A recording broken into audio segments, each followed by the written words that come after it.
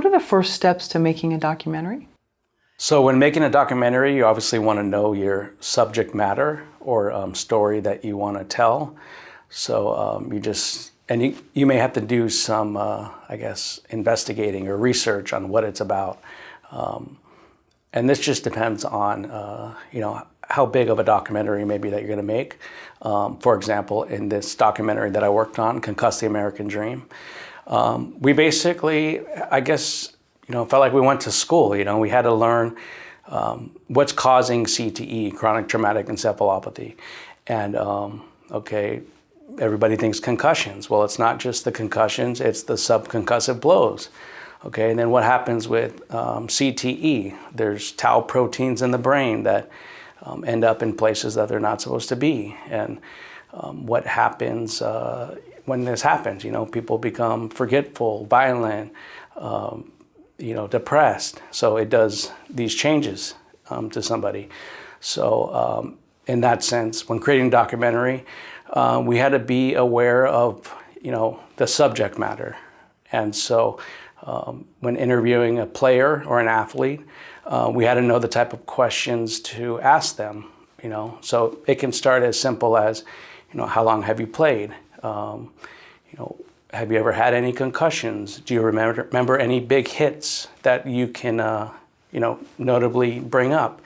And then, a lot of the times we ask the players, if you had to play again, would you? Or knowing what you know now, would you still play the game of football? And so it's just kind of like an education yourself as far as learning the subject matter of what's happening within the story, and sometimes the story's unfolding as you're going through it, right in front of your eyes. How do you know if an idea can make a full documentary? Well, I do think you can kind of make a documentary about anything. It just depends on, is it worth telling? And are people willing to learn and listen to what you want to say? Like any film has to have a voice or point of view. So I think you just have to discover what is the story that you want to tell. And in this story, it's about the damage that a sport can do to a person long term, and is the risk worth the reward? That's excellent, because it also ties into, are you personally invested in the story? If it's something that you think is just going to sell or, will be at the top of whatever streaming charts. Right. If you're really, your emotions are in it, your heart's in it. Yeah, and I think you have to have some level of interest in the story. I believe this is different than other jobs where you just, show up and, you have to have some level of interest, and then you gain some level of care. And as you meet different people, you care for the individual in a sense, because they're giving you their time for you to listen to them. And then after the fact, in editing, it's up to you to tell their story in the most honest way possible. How many interviews does it take to make a documentary? Well, I definitely think there's different point of views that can help tell a documentary. I would say probably at least 3. But it could be from one person's point of view. It just depends on how are you going to tell that story. Say if there was 2 people, one person might have one point of view and the second person has the other side of the story. Then also within a documentary, is there a narrator or voiceover that maybe is leading the documentary and you never see that person? And sometimes that occurs, I would say, within the writing, or maybe within the questions that are being asked to the person being interviewed, whether it's one person or 3 people. How do you write your documentary scripts? Well, I think for writing a documentary, you obviously want to structure kind of like a beginning, middle, and end. I would kind of start with the end, because you want to know where you're going. But I also think sometimes you don't know kind of where you're going because new stories may come along. But for us in this documentary, we definitely had questions that we seen early on between different individuals that we could ask. And so there were just similarities within them. So we had similar questions. So later on, we can show possibly either all of their point of views together, or maybe start on one point of view and use the tail end of the other athlete's answer to continue to tell the story. So, because sometimes it may be repetitive to use the same, say, question, for example, to have them repeat the same, each give their answer. It just depends on how powerful you're trying to make the scene. There's kind of an art to it, I guess, within the editing. And was that something that happened often, where there were new things, new paths you took from different answers? Well, definitely because the science in this documentary, so like the science came out about the brain, the trauma, the study, and McKee's study from Boston. So that was one.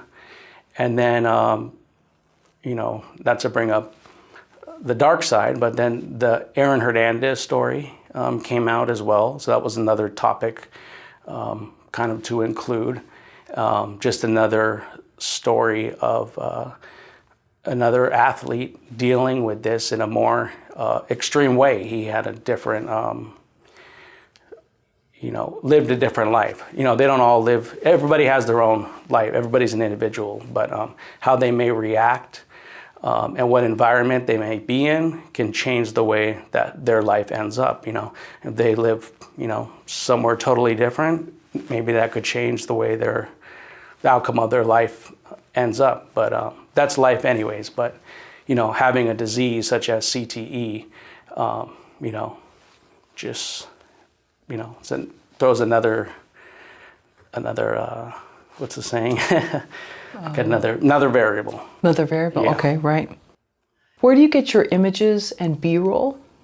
So images and B-roll, can be obtained possibly directly through a family member. They may have personal photos that they can share with you, which is helpful to really get to know the people or family that you're working with in this case, because not everybody's open to, possibly sharing maybe a younger baby photo of somebody who has passed. There might be more private photos that we don't have access to. So just by communicating and talking with the subjects that you're interviewing, you learn and you can find out they may have these photos that can attribute to telling the story.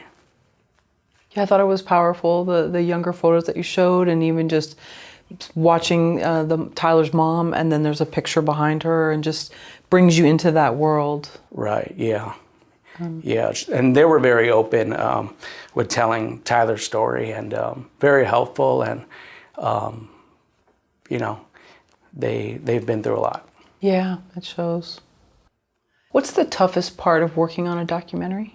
The toughest part about working on a documentary is the time, a lot of patience, especially depending on the size of the documentary, how many people you may interview. Just means more hours of footage that you may have to sit through, especially in the editing process. So time-wise, it definitely takes time. And then there's obviously the different aspects of filmmaking, so pre-production and production, and then post-production, and then after that, getting it distributed. And so it just takes a long time as far as getting it to the people to see from day one to the end point. Have you ever embarked on a project and said, I'm in over my head here, and turned out you weren't, but at first you were like, you know what, this is far too massive for me to do. I don't know why I love this topic. Yeah. I would say we felt like that with this many times, but it was the stories of the other people that we're telling that just kept us going, kept that drive in order to finish and tell their story.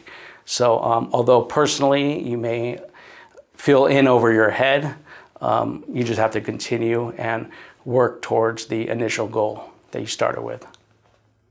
And how is it to see that first rough cut? It's helpful. I mean, because it gives you a sense of where you're going. And then it can also be, like, what are we doing? We have work to do, you know what I mean? So, but a rough cut is definitely, it's just part of the process to getting it done. What final advice do you have for any filmmakers who are inspired by you and your projects and they want to make documentaries? Mm-hmm. I would just say keep going, keep creating whatever you do. You know, if you're a videographer, keep shooting. Find somewhere that you can shoot. People are always looking for shooters. If you're an editor, there's always things to edit. I would just say keep going, and persistence is key. Year after year, you'll find your way. You'll find your, your art, maybe what you're best at. So just being consistent and I think is important. Did someone give you specific advice when you saw someone, maybe when you were getting your certificate, when you were at Palomar? I did have a professor at Palomar who had just passed away. And actually he was very open in, giving his advice without kind of kicking you down, you know what I mean? So it was very helpful in, it was real motivating to keep you going because you can see, okay, maybe I can do this different without making you feel like it's something that you can't do. Because sometimes you feel, like I can't edit that good as the other person, or I'm not a good shooter like this person, but with practice and time, it's something that can be improved on. And that's something that he showed me. I like that, without kicking you down, because I know in watching, coaches talk to team members, there is a breaking down, and then Right. sort of a building back up, and then, you did a great job, but there's kind of this breaking them down. And so it sounds like it's also helpful, though, to maybe not have that with film. Yeah, because I think sometimes, they want to impose the rules, of filmmaking on you, kind of, which is, there's good things to know, but also in order to be a filmmaker, I think you have to have your own art or style or point of view. And so sometimes I feel like some people's opinion may come out too strong as far as guiding you. Sure, and it can be damaging. Yeah. So it helps to be encouraging, for someone to say, this is what you could do next time. And, it can help open your eyes on different ways to tell a story.